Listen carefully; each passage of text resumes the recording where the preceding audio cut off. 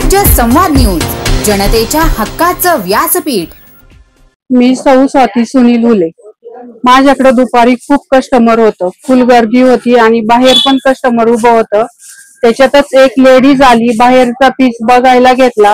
2 ते 3 वेळा दरवाजापर्यंत आली, पण गर्दी असल्यामुळे तिला आतमध्ये येता आले नाही।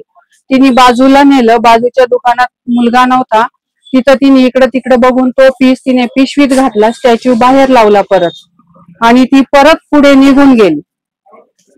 ती गेल्यानंतर आमच्या 5 मिनिटात लक्षात आलं। बाजूच्या मुलाच्या मित्रांनी त्याला सांगितल्यानंतर तो बोलला, मी माझ्या मुलांना पण पाठवलं, पण ती 5 मिनिटात कुठे आम्हाला भेटलीच नाही। ती कुठे गेली ते पण समजलं नाही।